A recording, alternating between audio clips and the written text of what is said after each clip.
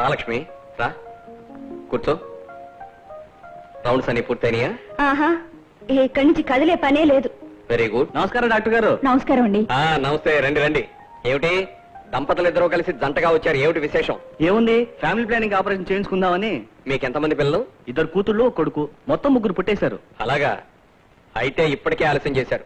వెంటనే ఆపరేషన్ చేసేద్దాం. చేస్తారు చేస్తారు. వాడు అడగడవును, మీరు వెంటనే చేస్తానండవును. అంతా మీ ఇష్టమేనా? ఏమిటమ్మా మబ్బులేని వర్షం లాగా, ఏమిటి హడావుడి? అసలు ఇంతకీ ఎవరు మీరు? నేను వీడి తల్లిని. అసలు నాకు తెలియకడుగుతాను, వీడికి ఆపరేషన్ ఎందుకండి? ఆ మాత్రం పిల్లల్ని పోషించలేడా? 1000 రూపాయలు జీతగాడు. రూపాయలు 1000 గాని విలువ ఎంతమ్మా? మీ రోజుల్లో 100 కన్నా తక్కువ. ఆకాశాన్నంటే ధరలతో, తరిగిపోయిన అవకాశాలతో ఈ రోజుల్లో పిల్లల్ని పెంచి పెద్ద చేయటమే మహా కష్టం. అందుకని దేవుడిచ్చిన బిడ్డలు వద్దంటావా?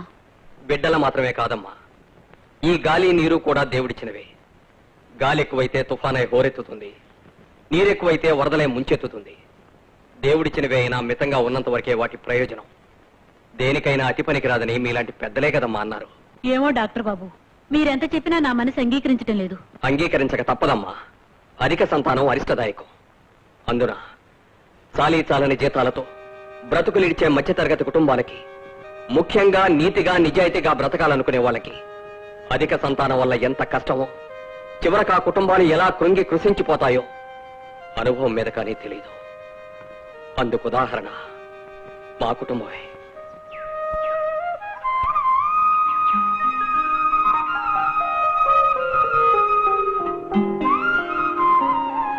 అన్నయ్య, కొబ్బరికాయ శుభ్రంగా తినకుండా ఎందుకట్లా పైన కడతారు? ఒరేయ్, మనం ఇంటి లోపలికి వచ్చేది, ఇంట్లోంచి బయటికి వెళ్లేది ఈ ద్వారం గుండానే కదా. అవును. అందుకని సింహద్వారాన్ని కొబ్బరికాయ కడితే బయట నుంచి లోపలికి వచ్చేటప్పుడు, లోపల నుంచి బయటికి వెళ్లేటప్పుడు మనల్ని శుభం అని దీవిస్తుందన్నమాట. అలాగా. సిరిదా వచ్చిన వచ్చును సలలితముగా నారికేల సలిలము భంగిన్. అక్క, దీని అర్థం ఏమిటి? కొబ్బరికాయలోకి నీళ్లు ఎలాగైతే తమంతట తామొస్తాయో అలాగే సిరి సంపదలు వచ్చేటప్పుడు కూడా వాటంతట అవే వస్తాయని అర్థం. అంటే కొబ్బరి నీళ్లు డబ్బు లాంటివన్నమాట. అంతేకాదు, అసలు కొబ్బరికాయని ఒక కుటుంబంతో పోల్చొచ్చు. అదెట్లా అక్కయ్యా? కొబ్బరి నీళ్లు సిరి సంపద అనుకుంటే ఆ కొబ్బరికి ఆధారంగా పైనుండే పెంకు తండ్రి. మన నాన్న మన ఇంటికి ఆధారమైనట్టే శాంతి. ఇక ఆ కాయ పైనుండే పీచే తల్లి. లోన కొబ్బరి ఉన్నప్పుడు లేనప్పుడు కూడా నిండుగా పచ్చగా కనిపిస్తుంది. అచ్చం మన అమ్మలాగా. మరి కొబ్బరికాయకుండే కళ్ళు, ఆ కళ్ళే పిల్లలు. అక్క, కొబ్బరికాయకి 3 కళ్ళే ఉంటాయి కదా, మరి మనం 6 ఉన్నాగా ఎందుకని? అది నాన్నే అడుగుదాంరా. అన్నయ్య, ఇవాళ 1వ తారీఖు మర్చిపోయావా? Correct correct.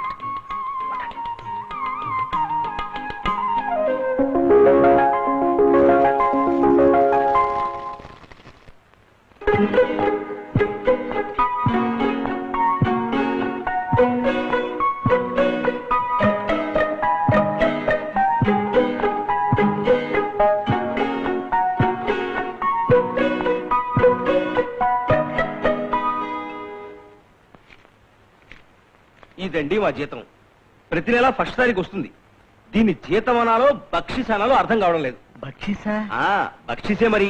ప్రావిడెంట్ ఫండ్ అని, ఆ లోనని, ఈ లోనని అన్ని కటింగ్లు పోని చేతికొచ్చేది సిగరెట్ ఖర్చులు కూడా చాలదు.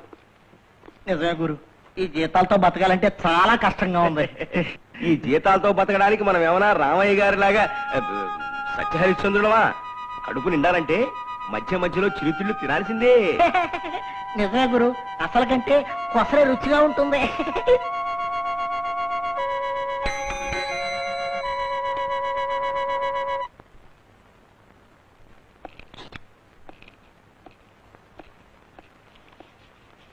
ఇవిగో సార్ మనకు కావలసిన లారీ నెంబర్లు.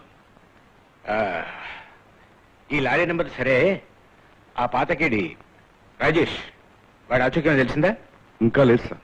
ఊళ్ళో ఉన్న ప్రతి పెద్ద హోటల్లోనూ మన వాచర్స్ ఉన్నారు సార్. That's good. దొంగనే వాడు దొరకకుండా ఎక్కడికి పోతాడు.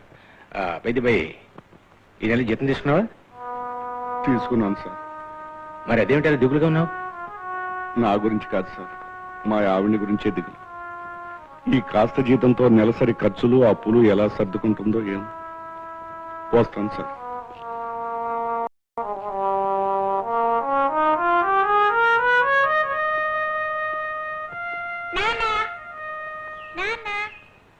ఏమిటారా అందరూ ఇలా కట్టకట్టుకొచ్చారు? ఈవేళ ఫస్ట్ తారీఖు కదా నాన్న, అయితే పిక్నిక్ వెళ్దాం నాన్న. ఈ నెల కాదురా, వచ్చే ఫస్ట్ కి తీసుకెళ్తాను. 6 నెలల నుంచి ఇదే పాట పాడుతున్నావు. అదేం కుదరదు, ఇప్పుడు తీసుకెళ్లాల్సిందే. ఏమ్మా గంగ, కష్టం సుఖం తెలిసిందానివి, నువ్వైనా వీళ్ళకి నచ్చ చెప్పకూడదా అమ్మా? పోన్లే నాన్న, ఏదో ముచ్చట పడుతున్నారు. నా అవస్థ మీకు అర్థం కాదమ్మా. అవస్థ ఏం లేదు లేవయ్యా. పిల్లలంతా సరదా పడి అడుగుతుంటే తీసుకెళ్ళు. Thank you sir. Very good. ఇదిగో చూడు, నువ్వు మీ నాన్నలా కాకుండా బాగా చదువుకుని పెద్ద ఆఫీసర్ కావాలి. అలాగే సార్. రామయ్య, నమస్తా. అలాగే సార్. ఇంకే సాధించారుగా, వెళ్దాం పదండి.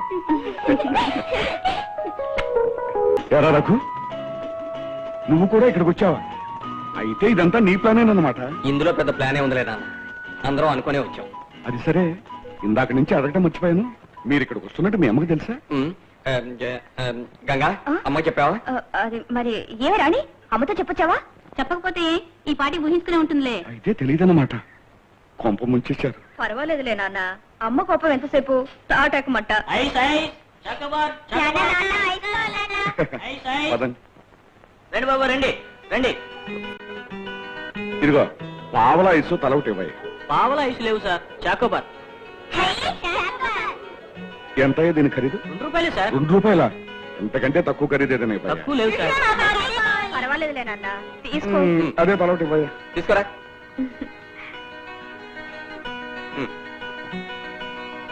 నువ్వు కూడా తీసుకున్నా. నాకిద్దరు. పర్వాలేదు, తీసుకున్నా. ఇదిగో దీన్ని కాగితంలో చుట్టివ్వాలి. ఎందుకు నాన్న? ఎందుకో కావాలేవా? ఓహో,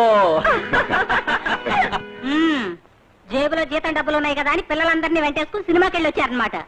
సినిమా కాదు, పిక్నిక్ వెళ్ళాం వాటర్ ఫాల్స్ దగ్గరికి. ఎక్కడికి వెళ్తేనే డబ్బులు తగలేయడానికి ఎక్కడికి వెళ్ళినా ఒకటే. అక్కడికి మీరేమో వాళ్ళ కొరకెళ్ళి తీర్చేవాళ్ళైనట్టు, నేనేమో వద్దనేదాన్ని. అంతేగా? నిన్ను పిలిస్తే నువ్వు కూడా వచ్చేదానివా? నేను కూడా వచ్చేదాన్ని. మీరు చేసుకొచ్చిన నిర్వాహకం చాలక ఇక నేను కూడా రావాలి. సిగ్గులేకపోతే సరి. అది కాదమ్మా. నువ్వు నోర్మయ్యరా, అసలు ఇట్లాంటి పనులన్నిటికీ నువ్వే ముందుంటావు. ఏమే గంగా, ఇంటి పరిస్థితులన్నీ తెలుసుందానివి, నీకైనా బుద్ధుండక్కర్లా? ఏదో పిల్లలు మరి మారాన్ చేశారమ్మా. చేస్తారు. వాళ్ళకేం తెలుసు?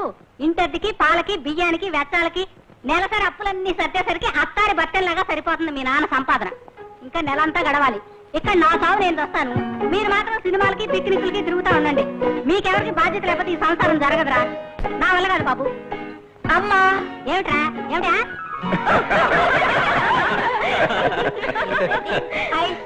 నాన్న నీ కోసం స్పెషల్ గా తీసుకొచ్చాడమ్మా. ఎంతరా? 2 రూపాయలేనమ్మా. అమ్మో, 2 రూపాయలే నాకొద్దు బాబు.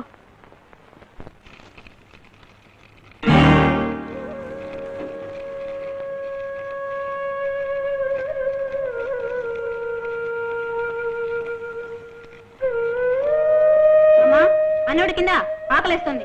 బయట నుంచి వచ్చిందని కాళ్ళన్నా గడుక్కోకుండా ఏమిటమ్మా తొందర? నువ్వెప్పుడు అంతే, రాగానే అన్నం పెట్టవు. నాకేం తెలీదు, నేను కాళ్ళు కడుకొని వచ్చే లోపల నువ్వు అన్నం పెట్టాలంతే. ఆకలిస్తుందమ్మా. చూడమ్మా, వాళ్ళిద్దరు ఎలా బుద్ధిమంతుల్లో కూర్చున్నారు. నువ్వు వెళ్ళి కూర్చో. అలాగమ్మా.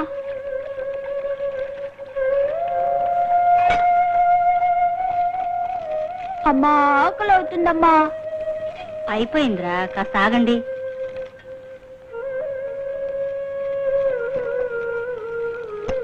ఇంకా అవలేదా? ఇంకెంతసేపమ్మా? ఏమిటి రాణి, పెద్ద పిల్ల నువ్వు కూడా అట్లా అంటే ఎట్లా?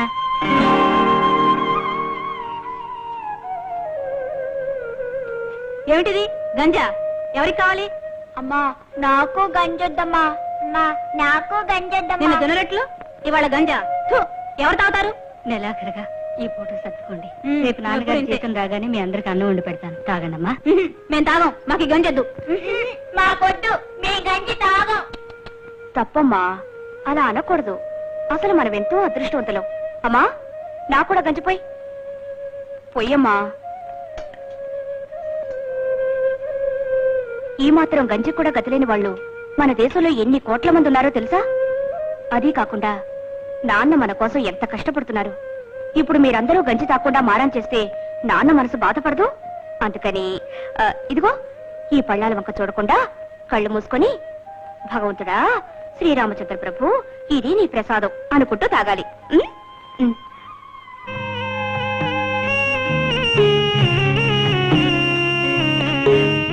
కానివ్వండి, మీరు కూడా అలాగే మంచి పిల్లలు కదూ. రాణి, భగవంతుడా, శ్రీరామచంద్ర ప్రభు, ఇది నీ ప్రసాదం.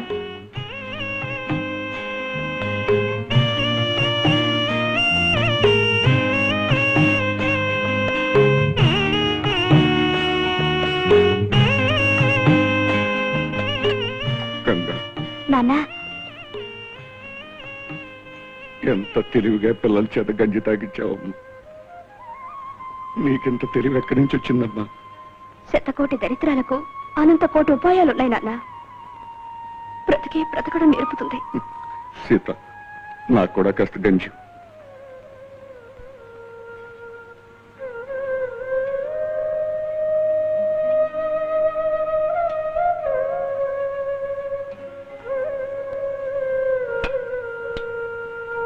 భగవంతుడు, శ్రీరామచంద్ర ప్రభు, ఇది నీ ప్రసాదమేనయ్యా.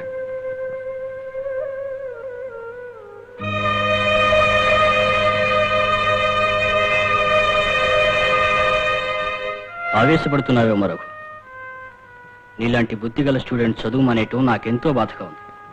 మరొకసారి ఆలోచించు. బాగా ఆలోచించిన తర్వాతే ఈ నిర్ణయానికి వచ్చాను సార్. తప్పదు. ఆకలి శోకం మా కుటుంబం మీద పగ తీర్చుకోకముందే జాగ్రత్త పడాలి. రఘు, ఏమిటి రఘు, నేను విన్నది నిజమేనా? నువ్వు చదువు డిస్కంటిన్యూ చేస్తున్నావట? అవును. ఎందుకు రఘు? ఇంకో సంవత్సరం ఓపిక పడితే చదువు పూర్తవుతుందిగా. అప్పటి వరకు మా కుటుంబం బ్రతుకుండాలి కదా. బ్రతుకుని వెతుక్కునే పరిస్థితుల్లో చదువుని సాగించడం అసాధ్యం లక్ష్మి. మరి ఇప్పుడు ఏం చేస్తావు? ఏదైనా ఉద్యోగం చేస్తాను. మా నాన్న సంపాదనకి నా సంపాదన కూడా తోడైతేనే తప్ప ఈ కష్టాన్ని భరించలేక మా అమ్మ ఏమైపోతుందోనని భయంగా ఉంది. రఘు, మా ఫ్యాక్టరీలో ఏదైనా ఖాళీ ఉందేమో, మా డాడీని అడుగుదాం పదా. చాలా థ్యాంక్స్. థ్యాంక్స్ తర్వాత, ముందు ఉద్యోగం రానివ్వు పద.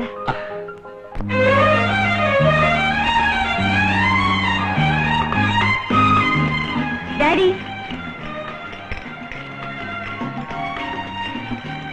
ఏమ్మా ఇలా వచ్చా? డాడీ, ఈయన మిస్టర్ రఘు. ఆ రోజు మన భారతిని సేవ్ చేశారని చెప్పానే, ఆయనే ఈ రఘు. నమస్తే సార్. హలో. రఘుకి ఏదైనా ఉద్యోగం కావాలి డాడీ. వాళ్ళ ఇంటి పరిస్థితులు ఏం బాగలేవు. మన ఫ్యాక్టరీలో ఏదైనా ఖాళీ ఉంటే. ఖాళీయా? క్యాషియర్ పోస్ట్ ఒకటి ఖాళీ అయింది, కానీ పద్ధతి ప్రకారం దానికి సెక్యూరిటీ కావాలి. మరి రఘు చాలా బుద్ధిమంతుడు డాడీ. కావచ్చు, కానీ పద్ధతే. అయితే రఘుకి నేనే సెక్యూరిటీ ఉంటాను డాడీ. అలాగే.